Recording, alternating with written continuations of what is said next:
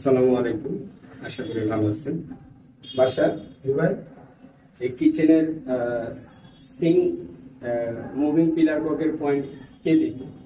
দিছে ভাই। এখন আমাদের এখানকার একজন মিস্ত্রি, হ্যাঁ ঠিক আছে, ওনাকে বলা হয়েছিল যে ভাই এটা 9 ইঞ্চি দেন। হ্যাঁ উনি শুনে নাই, হ্যাঁ, তার বলছে কোনো সমস্যা হবে না, আচ্ছা। এটা 11 ইঞ্চিতে দিয়ে দিছে। হ্যাঁ। যাক, এটা তো এখনো গান লাগানো হয়নি, এটা কাইটা 9 আনবা। তো দেখেন, মনে করেন যে যে নতুন অনেকে কাজে আসে, তাদের আমি কাজে একটু ইন্টারভিউ নিই, যে বা বলি যে আপনার যতটুকু অভিজ্ঞতা আছে কাজে খাটান, ওই অনুযায়ী আমি বেতন দেবো। এখন অভিজ্ঞতা খাটাইতে যায়, দেখেন আমার বেশি দেখাইতে যায়, এটা কি ভুল করেছি। এখন এইটা যদি এত উপরে হয়, তাহলে সিঙ্কের মুভিংটা আসবে এই জায়গায়, তখন একজন যখন থালি প্লেট ধুইতে যাবে তখন পানিটা ছিটবে, হ্যাঁ, ভিজে যাবে।